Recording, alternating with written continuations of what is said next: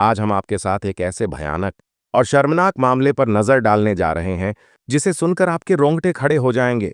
ये कहानी है मध्य प्रदेश के खंडवा जिले के पुनासा की, जहां 90 साल की एक बुजुर्ग महिला के साथ ऐसी हैवानियत हुई कि पूरा गांव सदमे में आ गया। आज हम बात करेंगे 90 साल की बुजुर्ग महिला रजनी केस के बारे में। इस घटना की शुरुआत होती है मध्य प्रदेश के खंडवा जिले के पुनासा से। यहाँ खेतों के बीचों बीच एक छोटी सी झोपड़ी थी, जहां 90 साल की रजनी अकेली रहा करती थी। रजनी के 3 बेटे और एक बेटी थी। सभी शादीशुदा थे और गांव में ही अलग अलग जगहों पर रहते थे। रजनी के पास काफी जमीन जायदाद थी, जो उन्होंने अपने बेटों और बेटी में बांट दी थी। इसके बाद वह अकेले ही अपने खेत पर बनी झोपड़ी में रहने लगीं। बेटी रोजाना खाना बनाने और मां की देखभाल के लिए आती थी। बाकी समय रजनी अकेली ही रहती थी। अब सवाल उठता है कि आखिर 90 साल की इस बुजुर्ग महिला को किसने अपना शिकार बनाया? कैसे हुई यह वारदात? और आखिर में आरोपियों को कैसे पकड़ा गया? चलिए इस पूरी घटना को शुरू से आखिर तक जानते हैं। बात 2 मार्च 2026 की है। रात के करीब 10-11 बजे रजनी अपनी झोपड़ी में सो रही थीं। अचानक झोपड़ी का दरवाजा खुला और 4 लोग अंदर घुस आए। इन सभी के चेहरे पर मास्क लगे हुए थे। रजनी की नींद खुल गई। उन्होंने देखा कि ये लोग झोपड़ी में रखा सारा सामान उथल पुथल कर रहे हैं। कपड़े, बर्तन, अनाज सब कुछ इधर से उधर फेंक दिया। रजनी समझ गई कि ये लुटेरे हैं जो पैसे तलाश रहे हैं। रजनी ने बाद में पुलिस को बताया, उन लोगों ने मेरे साथ मारपीट भी की। पूरे घर की तलाशी ली, लेकिन उन्हें कुछ नहीं मिला। फिर वह डांट फटकार कर चले गए। रजनी ने यह बात न तो अपने बेटों को बताई और न ही बेटी को। उन्होंने सोचा कि शायद कोई आवारा लड़के थे जो चले गए, लेकिन उन्हें क्या पता था कि यह महज शुरुआत थी। असली तूफान तो अभी आना बाकी था। अब बात आती है 5 मार्च 2026 की। उस दिन गांव के ही 4 दोस्त राजेश, दिलीप, अजय और विष्णु एक साथ बैठे थे। ये सभी 20 से 24 साल के नौजवान थे।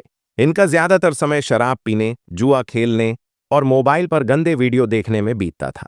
उस रात भी ये चारों साथ बैठकर शराब पी रहे थे और अपने अपने फोन में अश्लील वीडियो देख रहे थे। वीडियो देखते देखते इनकी हवस जाग गई। इनमें से एक ने कहा, यार बहुत मन कर रहा है कुछ करने का। तभी राजेश को एक ख्याल आया। वह बोला, याद है ना, हम 2 मार्च को रजनी की झोपड़ी में लूटने गए थे।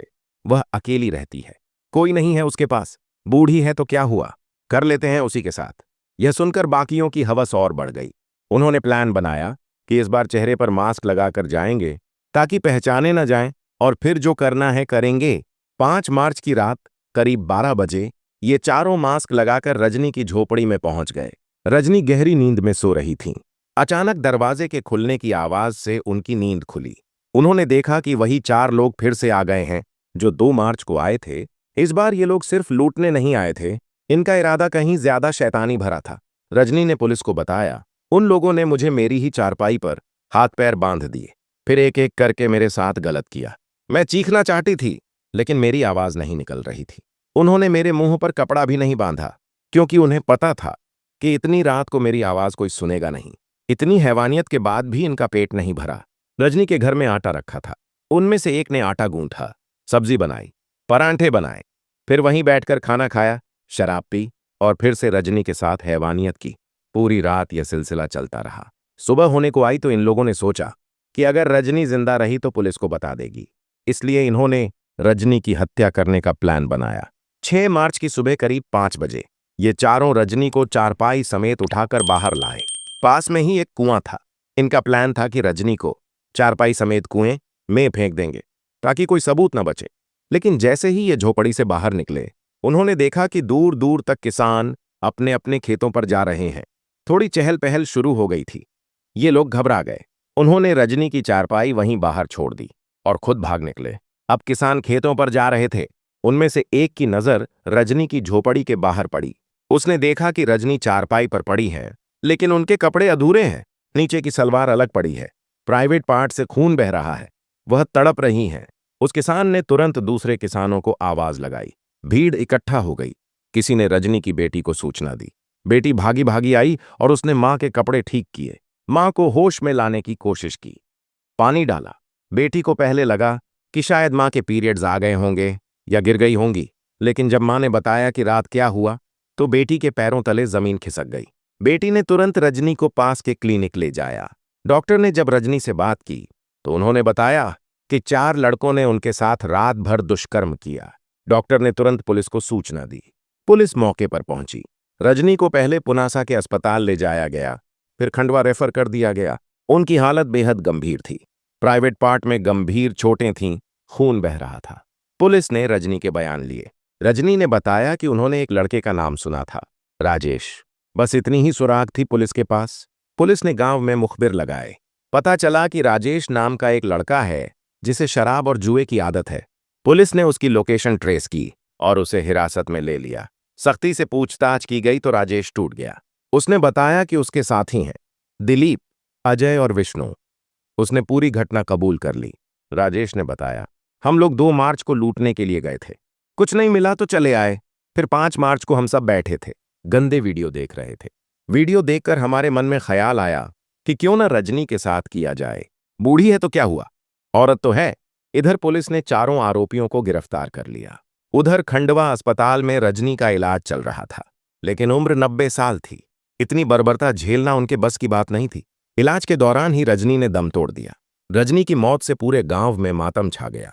लोग हैरान थे कि 20 से 24 साल के नौजवानों ने 90 साल की बुजुर्ग महिला के साथ ऐसा कैसे किया, जो उनकी मां से भी बड़ी थी। पुलिस ने चारों आरोपियों पर दुष्कर्म, हत्या के तहत केस दर्ज किया। आरोपियों को जेल भेज दिया गया। इस पूरी घटना को देखकर सबसे बड़ा सवाल यह उठता है कि आखिर इन लड़कों के अंदर इतनी हवस कैसे आई, इतनी हैवानियत कैसे आई। जांच में सामने आया कि इन लड़कों को अश्लील वीडियो देखने की लत थी। रोजाना गंदे वीडियो देखते थे।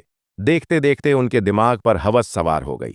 उन्हें लगा कि कुछ असली में करके देखें, और उनकी नजर पड़ी रजनी पर, एक अकेली बेसहारा 90 साल की बुजुर्ग महिला। दोस्तों, ये घटना हमें बताती है कि अश्लील कंटेंट की लत किसी भी युवा के दिमाग को कितना बर्बाद कर सकती है। यह उन्हें इंसान से हैवान बना सकती है। माता पिता के लिए यह सीख है कि अपने बच्चों पर नजर रखें। उनके मोबाइल में क्या चल रहा है, इस पर ध्यान दें। इस पूरी घटना पर आपके क्या विचार हैं? क्या ऐसे दरिंदों को फांसी की सजा मिलनी चाहिए? हमें कमेंट में जरूर बताएं। साथ ही आप इस वीडियो को किस शहर से देख रहे हैं, यह भी जरूर लिखें। अगर आपको हमारी मेहनत पसंद आई हो तो कृपया इस वीडियो को लाइक करें और अपने दोस्तों के साथ शेयर करें, ताकि यह जानकारी ज्यादा से ज्यादा लोगों तक पहुंच सके। अगर आपने अब तक हमारे चैनल को सब्सक्राइब नहीं किया है तो कृपया अभी सब्सक्राइब कर लें। धन्यवाद।